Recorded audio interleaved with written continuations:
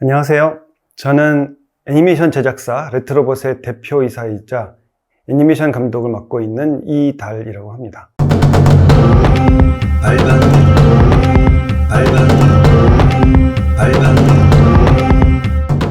레트로봇이라는 이름은 좀 생소하실지 몰라도 아마 또봇이라는 이름은 대한민국 국민이라면 모르는 사람이 거의 없지 않을까 싶은데요. 변신자동차 또봇이 바로 저희 레트로봇의 첫 작품이었습니다. 포텐독이 탄생하게 된 계기는요, 단지 재미로만 끝나는 작품보다는 뭔가 생각할 거리를 던져주는 작품이 되어야 한다는 생각을 했고, 3만 년 동안 인간의 친구로 지내온 개들이 어느 날 인간을 뛰어넘는 능력을 갖게 된다면 여전히 인간의 친구로 남아줄까? 아니면 인간을 지배하려고 할까? 하는 상상을 하게 됐고, 결국 초능력을 가진 개들의 이야기가 나오게 된 것입니다. 인간과 개의 관계를 돌아보고 강자와 약자, 주류와 비주류가 평화롭게 공존하기 위한 이야기를 구상하면서 포텐독이라는 작품이 탄생했습니다. 이렇게까지 잘 될 줄은 몰랐죠.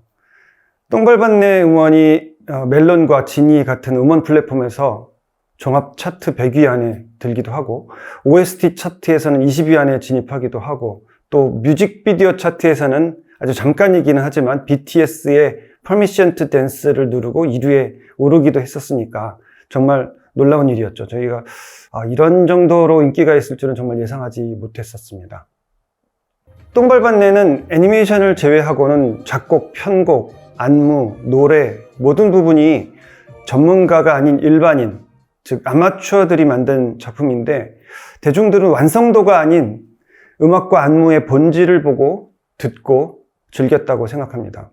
그리고 완성도가 좀 떨어지더라도 일반인이 만든 것 치고는 꽤 그럴듯하게 보였던 것이 오히려 더 큰 관심을 불러일으켰던 것 같습니다. 제가 대학 다닐 때 저는 원래 산업 디자인을 전공했었는데, 컴퓨터로 음악을 만드는 작업에 재미를 붙여서 뮤지션이 돼볼까 하는 생각도 했었거든요. 근데 악기도 하나 제대로 다루지 못하는 사람이 전문 음악가가 될 수는 없겠다고 생각해서 포기를 했었는데, 어쨌든 제 손으로 만든 곡으로 뮤지컬 형식의 연출을 시도해보자는 욕심이 생겨서 만든 곡이 또봇의 어김떡순이라는 곡이었습니다. 어김떡순을 한 달만 먹으면 이 장면에 대한 반응이 근데 꽤 좋았어요. 그래서 그때부터는 기회가 있을 때마다 뮤지컬 형식의 연출을 종종 시도했었습니다.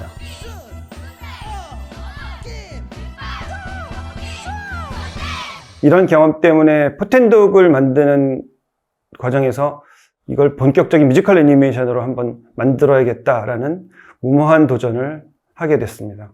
우선 제가 곡을 쓴다고 해도 아마추어 수준이기 때문에 퀄리티가 좀 떨어질 텐데, 그렇더라도 너무 조잡하게 보이지 않으려면 코믹하게 만들어서 B급 감성에 어필하자는 전략이 나오게 됐고, 성우들도 뮤지컬 배우들처럼 노래를 잘 할 수는 없을 테니까 가창력을 요구하는 노래는 되도록 피하자는 전략이 나오게 됐고, 전문 안무가를 섭외하기는 어려운 형편이었으니까 댄스 동아리 출신인 제 딸에게 안무를 맡기는 방법으로 해결을 하려면 K-POP 감성의 노래와 춤으로 만들자라는 전략이 자연스럽게 나오게 됐습니다.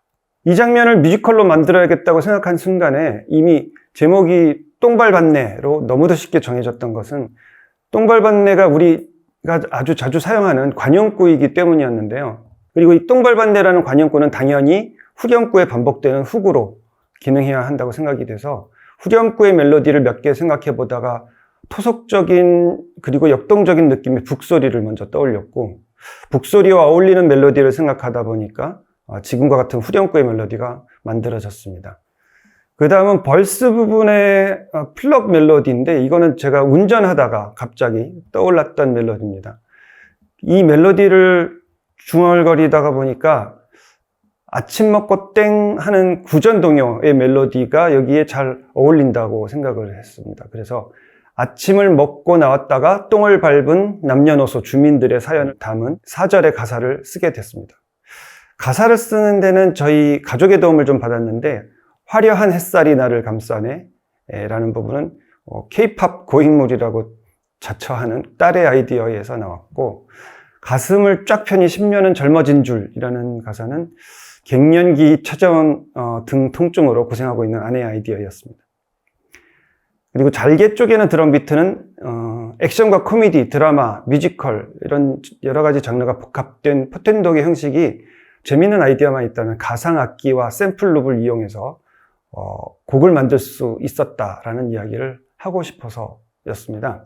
이 모든 트랙들이 전부 키보드 하나와 컴퓨터상의 가상악기 그리고 샘플 룹들을 이용해서 만들어졌습니다.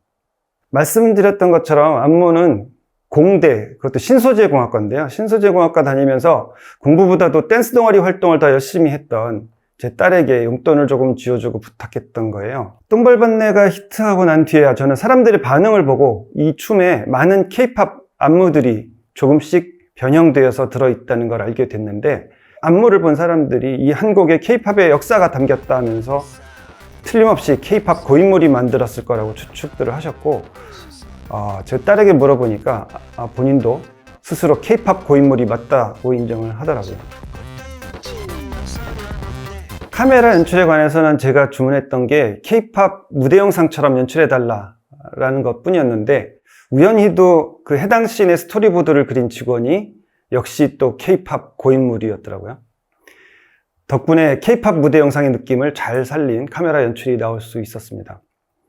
영상의 끝에 등장하는 엔딩 요정샷은 원래는 애니메이션 본편에는 없었던 장면인데, 뮤직비디오를 출시할 때 뭔가 조금 본편과는 다른 부분을 추가하고 싶었고, 뭘 좀 추가하면 좋을까라 생각을 하다가 K-팝 무대 영상에 항상 등장하는 엔딩 요정샷, 이것을 뮤직비디오에도 추가하면 좋겠다라고 생각을 해서 추가하게 됐습니다. 춤을 애니메이션으로 표현하는 일은 상당히 까다로운 작업인데, 안무 영상을 보면서 한 프레임 한 프레임 넘겨가면서 9명이나 되는 캐릭터들의 동작을 맞추느라 저희 애니메이터들이 아주 고생을 많이 했었습니다. 애니메이터들에게 제가 주문했던 거는 똥을 밟은 사람들이니까 불쾌한 표정을 지을 것이라는 거였는데, 나머지는 모두 애니메이터들에게 맡겼습니다. 4절의 꼬마 파트에서 길고양이 한 마리가 나를 노려봐 하는 부분에서 꼬마가 이제 놀라는 듯한, 이렇게 한 놀라는 듯한 동작에서 깜찍한 표정이 잡히는데, 원래 안무에는 그 표정이 없었어요. 근데 이것도 애니메이터들이 창조한 표정이었습니다. 포텐독은 3D 애니메이션이기 때문에 애니메이션이 끝나고 나면 라이팅, 렌더링 등의 과정을 거친 후에 합성을 통해서 최종 이미지를 만들어내게 되는데, 저희는 어도비의 애프터 이펙트로 이 합성 작업을 진행하고 있는데, 애프터 이펙트의 가장 큰 장점이라고 한다면 타임라인 베이스의 합성 툴이기 때문에 단순한 합성뿐만 아니라 합성된 샷들을 연결해서 프리뷰 해보는데 굉장히 효율적인 툴이라고 생각합니다. 국내 애니메이션 산업이 더 성장하기 위해서는 초등학생 이상의 어린이와 청소년 대상의 애니메이션, 그리고 성인 대상의 애니메이션, 그리고 가족 시청자를 대상으로 하는 코뷰잉 애니메이션으로 장르가 확장되어야 된다고 생각을 합니다. 저희 레트로봇은 온 가족이 함께 즐기는 코뷰잉 애니메이션을 지향하고 있습니다. 어린이, 청소년과 학부모가 함께 즐기는 애니메이션이라는 것은 결코 쉽지 않은 목표이고, 표현의 수위를 어디에 맞춰야 어린이와 어른이 모두 즐길 수 있을까에 대한 지속적인 연구와 노력을 기울이고 있습니다. 그런 과정에서 새로운 시도도 많이 하게 되고, 그 결과 똥벌받네라는 작품이 나오게 됐는데요. 저는 이 똥벌받네의 열풍을 경험하면서 특히 일반인이 만든 노래와 춤이라는 점 때문에 대중들이 더 열광하는 현상을 보면서 이것이 이 시대의 흐름이라고 생각을 하게 됐습니다. 이제 모든 사람들이 자신의 방송 채널을 만들 수 있는 시대가 온 거는 단지 유튜브라는 새로운 미디어가 보급됐기 때문만이 아니라, 일반인들도 전문가 비슷하게 흉내를 낼 수 있는 소프트웨어와 하드웨어가 저렴한 가격으로 보급되고 있기 때문이기도 합니다. 고도로 숙련된 전문가와 전문 장비가 있어야만 가능한 콘텐츠도 있지만, 완성도가 좀 부족하더라도 재미있는 아이디어가 표현된 콘텐츠라면 이 시대의 대중들은 충분히 즐길 준비가 되어 있다고 생각합니다. 베스트 오브 맥스 시청자 여러분들도 재미있는 아이디어가 있다면 주저하거나 겁내지 마시고 한번 저처럼 도전해 보시기를 권합니다.